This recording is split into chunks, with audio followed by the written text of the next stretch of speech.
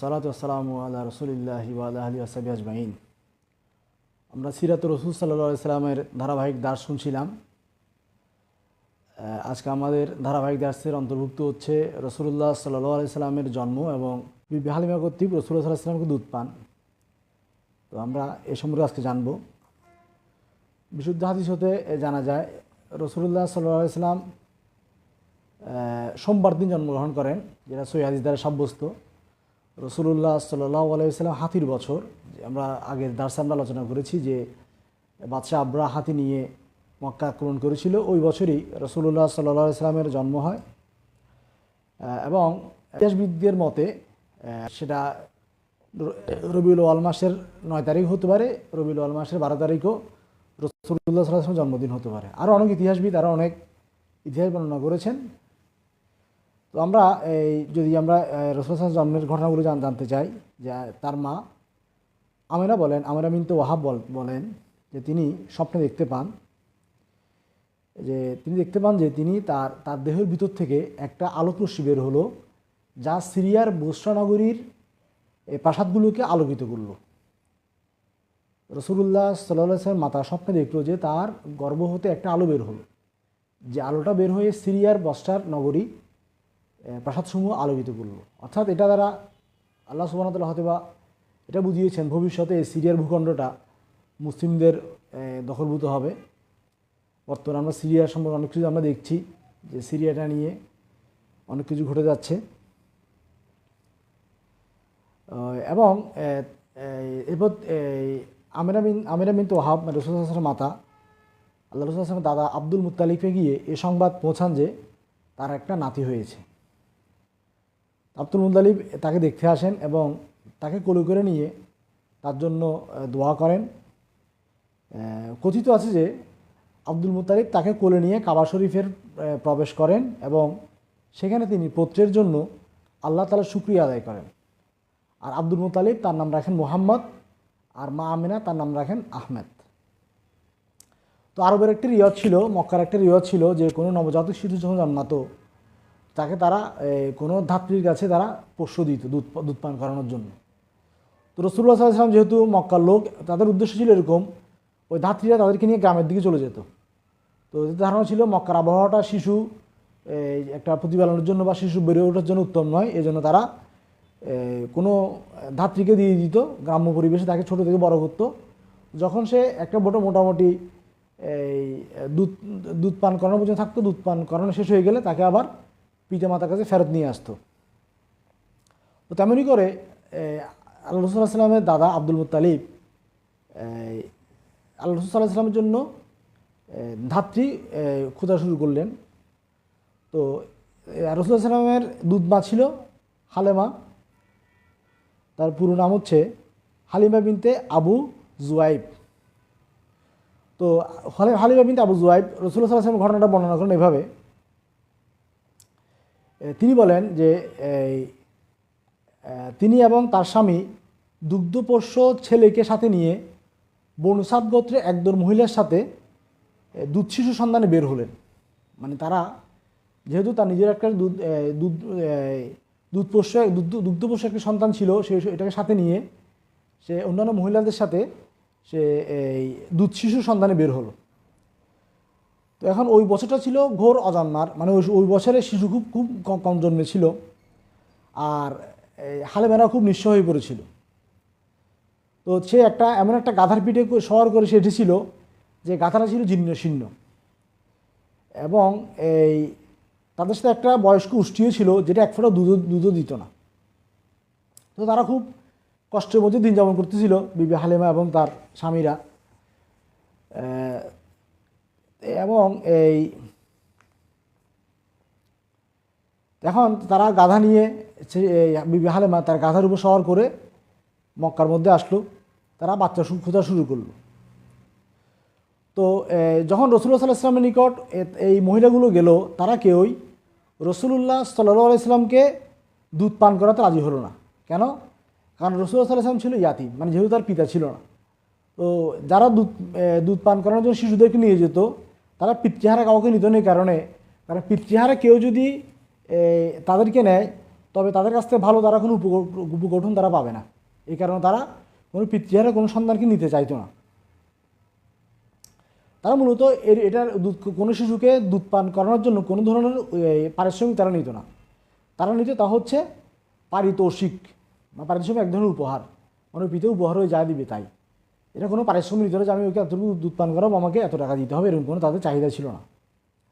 তো রাসূলুল্লাহ সাল্লাল্লাহু আলাইহি ওয়াসাল্লামকে কেউ নিতে রাজি হলো না। অন্যদিকে বিবি হালিমাও কোনো শিশু পেল না দুধ পালন করানোর জন্য, কারণ সে নিজেই ছিল জীর্ণশীর্ণ, তার স্তনও দুধ তেমন ছিল না, সে নিজে শিশু দুধ পায় না, তাকে কেউ বাচ্চা দিতে রাজি হয়নি। কারণ সে যে গোষ্ঠী যেটা নিয়ে এসেছে, যে গাধা যেটা নিয়ে এসেছে, এরাই জীর্ণশীর্ণ। সে যে মহিলা তার গাধাকে ঠিক মতো খেতে দিতে পারে না, সে আমার বাচ্চাকে কী দুধ খাওয়াবে। তো কোনো পরিবার বিবি হালিমাকেও কোনো ধরনের শিশু দিতে রাজি হলো না। তো এখন বিবি হালিমার সে মোটামুটি সিদ্ধান্ত নিয়ে চলে যাবে। তো এখন সে একটু চিন্তাভাবনা করলো যে সবাই শিশু নিয়ে ফিরতেছে আর আমি খালি হাতে কেন ফিরব। সে তার স্বামীর সাথে পরামর্শ করলো যে আমি একটা কাজ করি, আমার ওই ছেলেটা মোহাম্মদ সাল্লাল্লাহু আলাইহি সাল্লাম, ওই ছেলেকে আমার পছন্দ হয়েছে, ওকে কেউ তো দুধ পান করার জন্য নিচ্ছে না, একটা কাজ করি আমরা ওকে নিয়ে আসি। তো তার স্বামী বললো ঠিক আছে, আমার কোনো আপত্তি নাই, তোমার যদি ইচ্ছা হয় তুমি ওই ছেলেটাকে নিয়ে আসো। এভাবে হালিমা রাসূলুল্লাহ সাল্লাল্লাহু আলাইহি সাল্লামকে দুধ পালন করার জন্য নিয়ে আসলো। তো যে নিয়ে আসার পর দেখলো যে হালিমা তার স্তনে যখন এই দুধ ছিল না, তার স্তনে দুধ এসে ভরে গেছে। এমনকি তার গাধাটা এত বেশি তাগড়া হয়ে গেছে যে তার আগে যে সকল মহিলা বাচ্চা নিয়ে চলে গেছে, সে তার ওই গাধার উপর সবার করে তাদেরকে অতিক্রম করে চলে গেছে, মানে তার গাধা তাগড়া হয়ে গেছে। তার মধ্যে জীর্ণশীর্ণ উট যেটা ছিল, ওই উটটাও হয়ে গেল কি, ওই উটটার ওলানে দুধ চলে আসলো, ওই উটটাও একটু স্বাস্থ্য সবল হয়ে গেল এবং বিবি হালিমার এই স্তন থেকে রাসূল সাল্লাল্লাহু আলাইহি ওয়াসাল্লাম দুধ পান করলো এবং বিবি হালিমার ছেলেও দুধ পান করলো। মানে ওই রাসূল সাল্লাল্লাহু আলাইহি ওয়াসাল্লামকে তারা ধাত্রী হিসেবে নেওয়ার কারণে তখন থেকে তাদের ভাগ্য খুলে গেল। এখন তখন নিয়ম ছিল এরকম, যখন বাচ্চার বয়স 2 বছর হয়ে যায় তখন বাচ্চাকে তারা মায়ের কোলে ফিরিয়ে দিয়ে আসে। তো বিবি হালিমা রাসূল সাল্লাল্লাহু আলাইহি ওয়াসাল্লামকে নিয়ে মা আমিনার কাছে চলে আসলো। তো রাসূল সাল্লাল্লাহু আলাইহি ওয়াসাল্লাম তো বিবি হালিমা দেখলো যে এই ছেলেটা আমাদের কাছে থাকার কারণে আমাদের অনেক উন্নতি হচ্ছে, আমাদের ভাগ্য খুলে গেছে, আর ছেলেটাকে তার খুব ভালো লাগতেছে। আল্লাহ যেহেতু তিনি আল্লাহ রসুল, ভালো লাগবে এটাই স্বাভাবিক। তো সে চাচ্ছিল আরও কিছুদিন এ বাচ্চাকে রাখবে। তো এখন ওই মা আমেনাকে বললো যে আসলে এই মক্কার আবহাওয়াটা তো ভালো না, আমরা যাচ্ছি ওকে আমরা আর কিছুদিন রাখি, যেন সে একটু স্বাস্থ্য সবল হয়, সে আর একটু ভালোভাবে গড়ে উঠুক, তারপর আপনাকে দিয়ে যাবো। তো আমেনা রাজি হয়ে গেল, ও ঠিক আছে তোমরা আরও তোমাদের ইচ্ছা মতো আর কিছুদিন রাখো। তো রাসূল সাল্লাল্লাহু আলাইহি ওয়াসাল্লাম ছিল খুবই দুদুস চটপটে।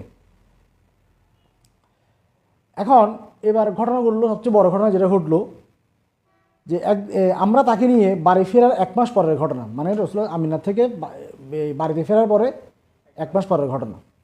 একদিন তিনি তার দুধ ভাইয়ের সাথে আমাদের বাড়ির পেছনের মাঠে মেঘ শাবক চড়াচ্ছিলেন, ছোটো মেঘ খেলতেছিল ওই তার দুধ ভাইয়ের সাথে।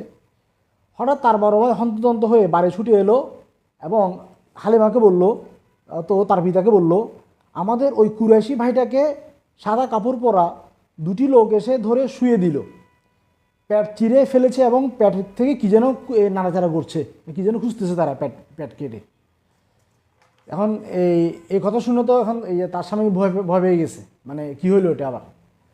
তো তারা রাসূল সাল্লাল্লাহু আলাইহি ওয়াসাল্লাম যখন দেখলো আল্লাহ চেহারা বিবর্ণ, মানে একটু ভয় পেয়ে গেছে।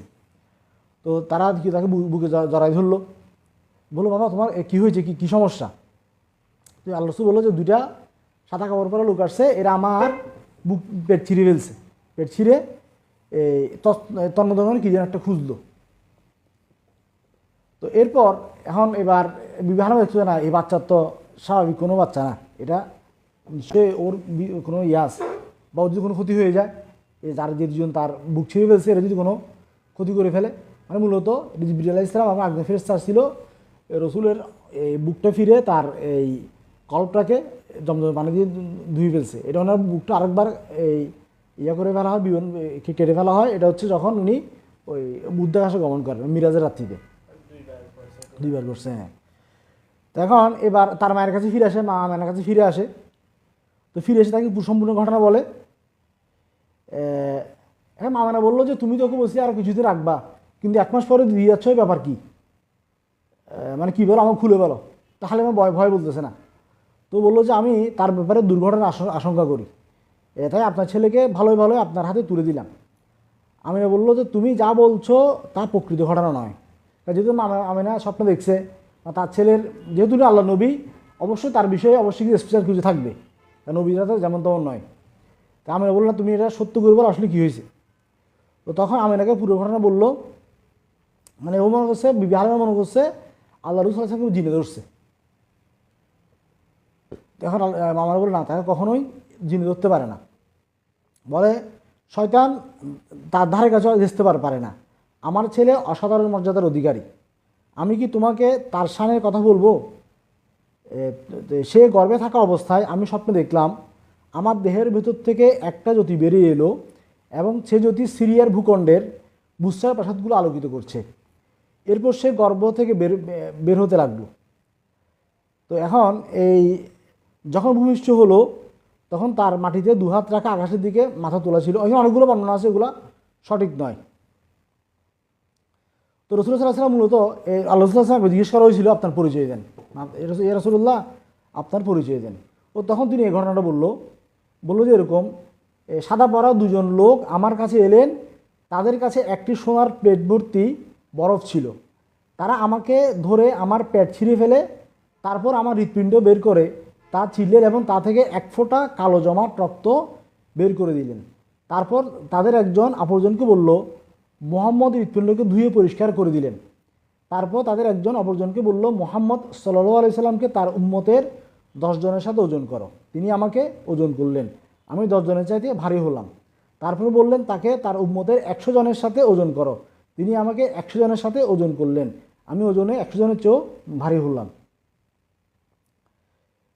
এর মানে হচ্ছে কি, রাসূলুল্লাহ সাল্লাল্লাহু আলাইহি ওয়াসাল্লাম এই উম্মতের সবার মধ্যে কী হবে, উনি হবে শ্রেষ্ঠ, ওনার চেয়ে শ্রেষ্ঠ আর কেউ হবেন না। তো আজকে আমরা জানলাম যে বিবি হালেমা কীভাবে রাসূলুল্লাহ সাল্লাল্লাহু আলাইহি ওয়াসাল্লামকে লালন পালন করছিল, কী ঘটনা ঘটছিল। এর পরবর্তীতে আমরা জানবো তার মা মারা যাবে, তার মা মারা যাওয়ার পরে তার দাদার কাছে সে বড় হবে, এরপর চাচা আব্দুল তালিবের কাছে বড় হবে। আমরা ঘটনাগুলো ধীরে ধীরে জানবো। আমরা প্রতিদিন একটু একটু করে সিরাত জানার মাধ্যমে সম্পূর্ণ সিরাত জানার চেষ্টা করব। আজকে এতটুকুই। ওয়া আখিরু দাওয়ানা আলহামদুলিল্লাহি রাব্বিল আলামিন।